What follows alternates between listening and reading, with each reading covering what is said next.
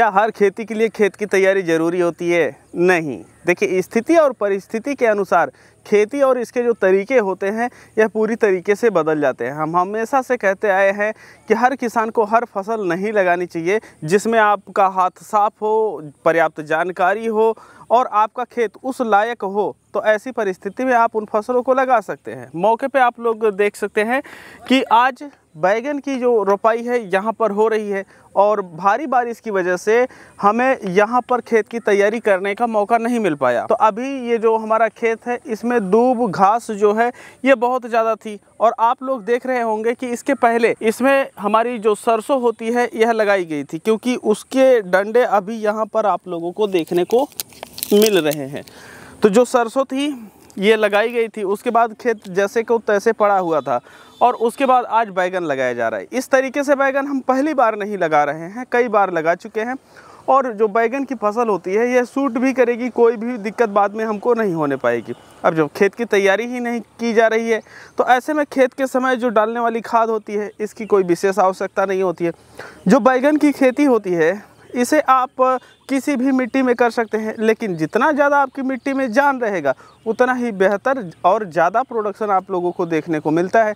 हालांकि जैविक खाद और रासायनिक खाद मिलाकर के आप अपने जो प्रोडक्शन होते हैं इनको बढ़ा सकते हैं, लेकिन बैगन की खेती एक ऐसी खेती है जिसे नया किसान भी बहुत आसानी से कर सकता है। इसमें एक जो माइनस पॉइंट है वो ये है कि इसमें कीड़े ज़्यादा लगते हैं, चाहे वह तना छेदक हो या फल छेदक हो। तो अगर आप उन पर कंट्रोल कर ले जा रहे हैं तो आप बैगन की खेती आसानी से कर पाएंगे।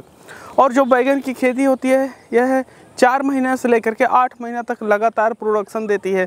तो ऐसे में आप लोगों को लगभग 50 दिन बाद प्रोडक्शन मिलना शुरू हो जाता है और डेली की इनकम आपकी शुरू हो जाती है। तो एक नया जो किसान होता है यह हतोत्साहित नहीं होता है।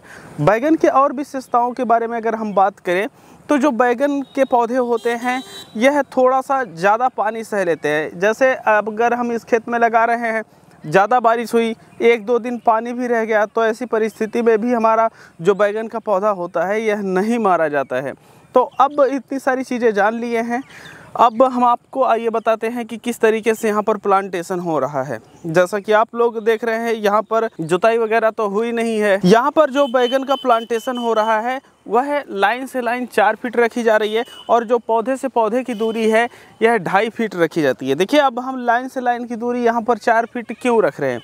हमारे पास है पावर टिलर और पावर टिलर की सहायता से बाद में हम इसमें जुताई कर देंगे। तो जो खेत की तैयारी अभी हम नहीं कर पाए हैं वह बाद में बहुत ही आसानी से कर सकते हैं, लेकिन अगर हमारी खेत की तैयारी होती तभी इस मानकों पे हम बैठाते। इसका कारण यह है कि इस मानक पे बैठाने पर आपका जो निराई गुड़ाई का खर्चा होता है इसमें ज़्यादा लेबर नहीं लगाने पड़ते हैं, तो आपकी लागत कम आती है और जो काम होता है यह समय पे हो पाता है। अब यहाँ पर टिलर बड़े ही आसानी से चलेगा, लेकिन एक विशेष पॉइंट हम आप लोगों को बताएं तो यहाँ पर जो आप लोग पौधा देख रहे हैं एक जगह पर 2 पौधे लगाए जा रहे हैं। अब एक जगह पे 2 पौधे इस वजह से लगाए जाते हैं कि जैसे कई बार जब हम खेती करते हैं तो देखते हैं कि इसमें जो जड़ में रोग लगता है। अब पता नहीं क्यों दोनों पौधे पास होने के बावजूद एक पौधा सूख जाता है और दूसरा पौधा हमारा नहीं सूखता है।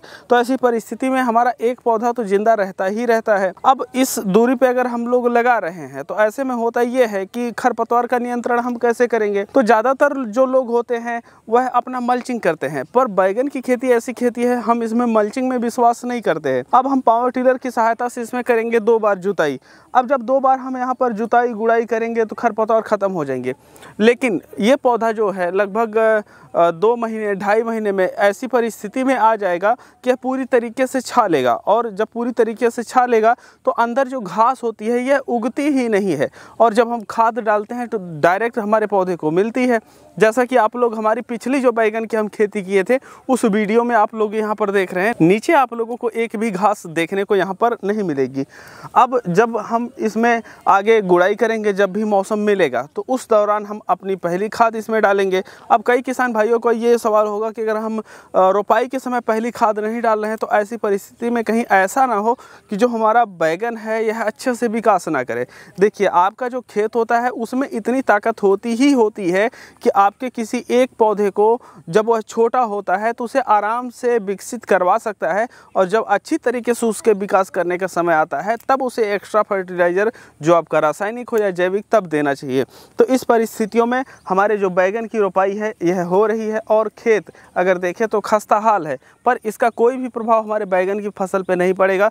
तो इसी वजह से हम आप लोगों से कहते हैं कि अगर आप लोग नए किसान हैं या बहुत बड़े किसान हैं तो आप लोग बैगन की खेती कर सकते हैं।